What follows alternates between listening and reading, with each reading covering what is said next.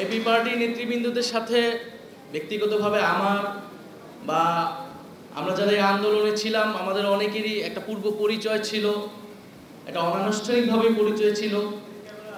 যেই কয়েকটা রাজনৈতিক দল, ফ্যাসিবাদ বিরোধী দল আমাদের বিশ্ববিদ্যালয়গুলোর ছাত্র আন্দোলনগুলোতে ভূমিকা রাখতো নানাভাবে, সামনে থেকে পিছন থেকে প্রত্যক্ষ পরোক্ষভাবে, এবি পার্টি তার মধ্যে অন্যতম। বিভিন্ন সময়ে এবি পার্টির নেতৃবৃন্দ আমাদেরকে সেই সহায়তা দিয়েছেন।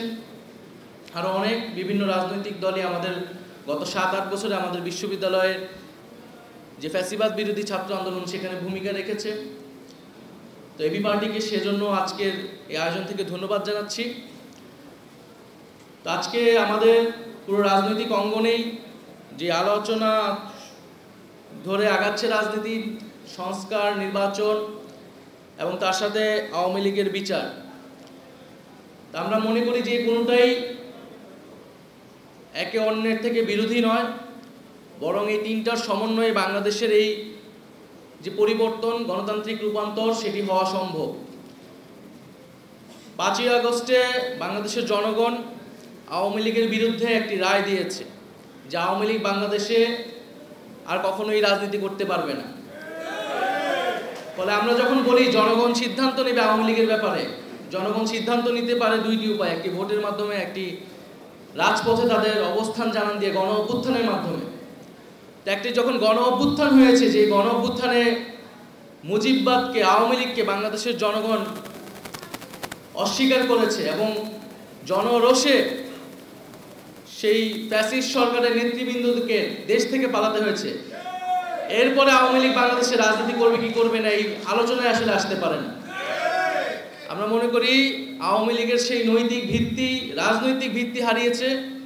এখন তার আইনি বন্দোবস্ত কি হবে, কোন প্রক্রিয়ায়, কোন আইনি কাঠামোতে আমরা আওয়ামী লীগকে বাংলাদেশের রাজনীতি থেকে দূর করতে পারি এবং একটি গণতান্ত্রিক প্রক্রিয়ায় যেতে পারি, সেই বিষয়ে আমাদের সেই পথ আসলে উত্তরণ করতে হবে। তো সেই জায়গায় আওয়ামী লীগের নিবন্ধন বাতিলটা এই সময় অতি দ্রুত সময় আসলে করা উচিত। বিচার চলাকালীন সময়ে সাংগঠনিক রাজনৈতিক কার্যক্রম নিষিদ্ধ ঘোষণা করতে হবে এবং বিচারের মধ্য দিয়ে আওয়ামী লীগের একটা চূড়ান্ত ফয়সালা হয়তো আমরা পাবো। দ্বিতীয়ত, সংস্কারের কথা সকল রাজনৈতিক দলগুলোই বলছে। আমরা বলছি যে একটা মৌলিক সংস্কারের জায়গায় আমাদের ঐক্যমত হতে হবে, যেই সংস্কারের মাধ্যমে শাসন ব্যবস্থা এবং ক্ষমতা কাঠামোর পরিবর্তন হতে পারে। সেই মৌলিক সংস্কার যদি না হয়, তাহলে বাংলাদেশের আসলে যেই আকাঙ্ক্ষার জায়গা থেকে এই পরিবর্তন, সেই আকাঙ্ক্ষা আসলে বাস্তবায়িত হবে না। তৃতীয়, নির্বাচন খুবই গুরুত্বপূর্ণ এবং নির্বাচন মানে হচ্ছে ক্ষমতা হস্তান্তরের প্রক্রিয়া এবং এই প্রক্রিয়া নিয়েই বাংলাদেশের সবসময় যে রাজনৈতিক দ্বন্দ্ব তৈরি হয়েছে এবং এই শান্তিপূর্ণ ক্ষমতা হস্তান্তরের জন্য আসলে প্রাতিষ্ঠানিক নিয়মের বাইরেও প্রয়োজন রাজনৈতিক দলগুলোর সদিচ্ছা, রাজনৈতিক সংস্কৃতির পরিবর্তন, রাজনৈতিক দলগুলোর মধ্যে নিজেদের মধ্যে সেই আস্থা এবং বিশ্বাসের জায়গা অর্জন করা।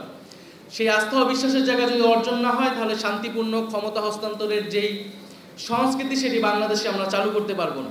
আমরা আশা করব যে এবারে গণ অভ্যুত্থানের মধ্য দিয়ে যে জাতীয় ঐক্যমত এবং জনগণের আকাঙ্ক্ষা তৈরি হয়েছে, সেই আকাঙ্ক্ষার প্রতি সবাই শ্রদ্ধাশীল থেকে আমরা বাংলাদেশে শান্তিপূর্ণভাবে ক্ষমতা হস্তান্তরের একটি সাংবিধানিক প্রক্রিয়া এবং একটি রাজনৈতিক সংস্কৃতি তৈরি করতে পারবো। আজকে এবি পার্টির 5ম প্রতিষ্ঠাবার্ষিকী উপলক্ষে আবারও শুভেচ্ছা এবং আমাকে আমন্ত্রণ জানানোর জন্য ধন্যবাদ জানাচ্ছি। আসসালামু আলাইকুম।